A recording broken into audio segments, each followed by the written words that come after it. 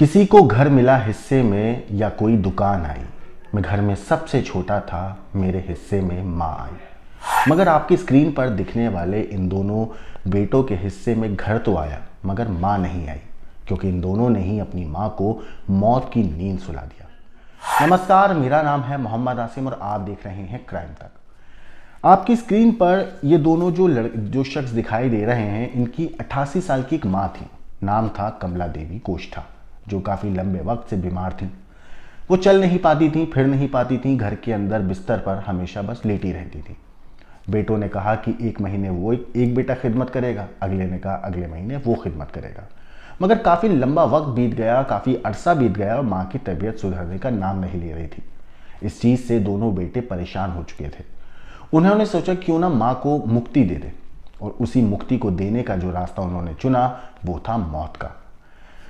सोचिए, जब बच्चे बीमार होते हैं तो माँ बाप उनकी खिदमत करने में, उनकी दवाई के लिए, उनके रोने पर जाग जाते हैं। बचपन में हर परेशानी में, हर मुश्किल में माँ बाप अपनी औलाद के साथ खड़े रहते हैं, कभी परेशान नहीं होते।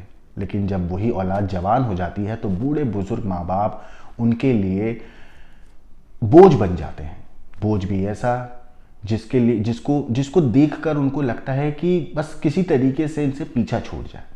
कुछ ऐसा ही हुआ था ग्वालियर में। ग्वालियर के उपनगर रॉय कॉलोनी की रहने वाली 88 साल की कमला देवी ने कभी सोचा भी नहीं होगा कि जिन दो लड़कों को उन्होंने जन्म दिया, बचपन से लेकर जवान किया, उनको एक घर दिया, खाना दिया, छत दी, चलना सिखाया, बोलना सिखाया, हर अच्छे बुरे वक्त में, हर बीमारी में, परेशानी में, तकलीफ में, हंसी में, खुशी में उनका साथ दिया, वही बच्चे उनकी जान ले लेंगे। वो भी इस वजह से क्योंकि उनको माँ की खिदमत करना भारी पड़ रहा था। दरअसल हुआ कुछ यूं कि ग्वालियर में 88 साल की बुजुर्ग माँ का गला घोंटकर इन दोनों बेटों ने मौत की नींद सुला दिया। उनकी हत्या करने के बाद परिवार वालों में, रिश्तेदारों में, जानकारों में, पहचानने वालों में, पड़ोसियों को ये बताया कि लंबी बीमारी की वजह से माँ की मौत हो गई है। जब रिश्तेदारों को ये बात पता चली, जानने वालों को बात पता चली, तो सब उनके घर पहुंचे। इसी बीच पड़ोस की रहने वाली एक महिला की नज़र कमला देवी की गर्दन पर जाती है। जब गर्दन देखती हैं तो उनको थोड़ा सा शक होता है, जिसके बाद वो अपने पति को इस बारे में जानकारी देती हैं। पुलिस को खबर किसी तरीके से पहुंचती है। पुलिस के पास एक कॉल पहुंचता है। असल में कॉल करने वाला शख्स बताता है कि उपनगर के रॉय कॉलोनी में रहने वाली 88 साल की कमला देवी की मौत हुई है और उन्हें शक है कि ये मौत नॉर्मल नहीं बल्कि उनका कत्ल हुआ है, क्योंकि उनकी गर्दन पर उंगलियों के निशान हैं। पुलिस मौका वारदात पे पहुंचती है जहां से कॉल आई थी, तो देखती है कि वहां वाकई किसी की मौत हुई है। पुलिस वहां जाके देखती है तो दो लोग फूट फूट कर रो रहे थे। पता करने पे बात पता चलती है कि ये दोनों मरने वाले के दोनों जवान बेटे हैं। पुलिस उनके पास जाती है और बोलती है कि हमें ऐसे खबर मिली है, हमें बॉडी देखनी है। जब पुलिस बॉडी देखती है तो वाकई गर्दन पर उंगलियों के निशान थे। पुलिस फौरन उन लोगों से कहती है कि लाश का पोस्टमार्टम होगा और उनकी हत्या होने का हमें शक है। जैसे ये बात दोनों बेटों को पता चलती है तो ये दोनों और ज़्यादा रोने लगते हैं, ये दिखाने के लिए कि दुनिया ये समझे कि वाकई इन दोनों को अपनी माँ की मौत की तकलीफ है। इन्हें दुख हो रहा है पोस्टमार्टम की बात सुनकर, लेकिन वजह कुछ और ही थी, क्योंकि इन्हें डर था पोस्टमार्टम होगा तो इनकी पोल खुल जाएगी। इस वजह से इन्होंने रोना धोना और ज़्यादा शुरू कर दिया। मगर इसी बीच पुलिस के पास एक किराने की दुकान वाला शख्स थाने पहुँचता है।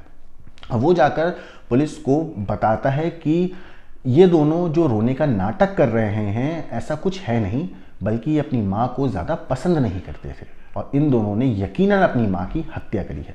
पुलिस को जैसे ही ये बात पता चलती है तो उनका शक गहरा जाता है। तब तक पुलिस लाश को कब्जे में लेकर पोस्टमार्टम के लिए भिजवा देती है।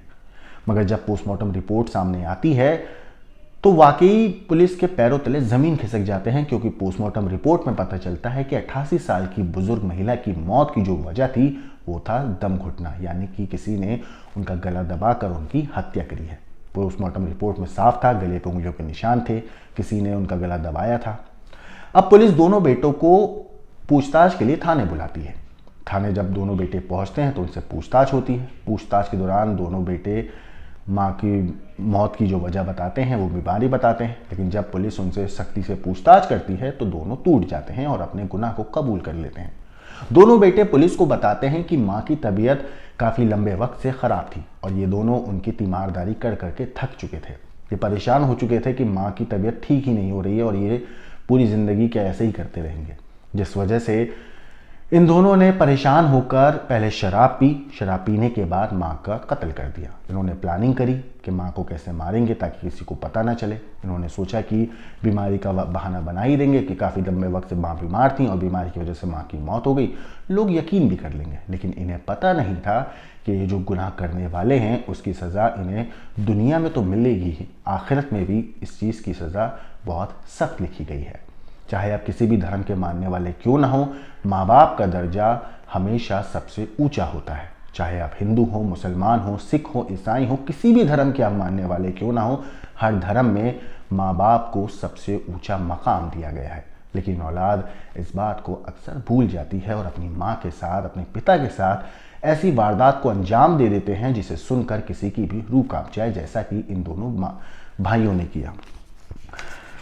आपको बताऊं कि इन दोनों भाइयों का जो नाम है वो नाम है प्रेम नारायण और लालचंद कोष्ठा। प्रेम नारायण और लालचंद कोष्ठा ने ही अपनी मां की हत्या करी और उसके बाद उसे एक नेचुरल डेथ दिखाने का प्लान बनाया। हालांकि इनकी पोल तब खुली जब पड़ोस की रहने वाली महिला ने उंगलियों के निशान महिला की गर्दन पर देखे। इस पूरी चीज के ऊपर पुलिस का क्या कहना है, एक बार आप उनकी बात सुनिए। इसमें 9 तारीख को मृतका की मृत्यु हुई थी। उनकी एज लगभग 28 साल थी। तो पुलिस के पास कहीं से सूचना आई थी कि साहब ऐसे घर में जो मर गई है कुछ शंका है। तो उसके बाद पुलिस ने वहाँ पहुँचकर उनको रिपोर्ट के लिए बोला, थोड़ा आनाकानी करने लगे, नहीं साहब कोई बात नहीं है।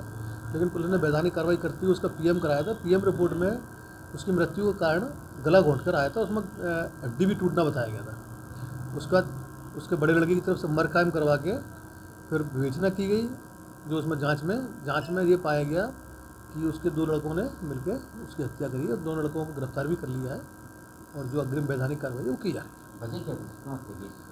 वजह ये बता रहे हैं कि शायद एज अधिक थी तो वो परेशान रहती थी, तो वो दोनों में जो एग्रीमेंट भी था कि एक महीने मैं रखूँगा, एक महीने रखूँगा, तो उस समस्या को रखने के लिए चिक के चक्कर में दोनों ने मिलकर उसकी हत्या। तो सुना आपने इस पूरे मामले पर पुलिस का क्या कहना है। अब आप सोचिए कि जिस माँ ने इन दोनों को चलना सिखाया, जब ये बोल नहीं पाते थे वो माँ तब भी इनकी बात समझा करती थी।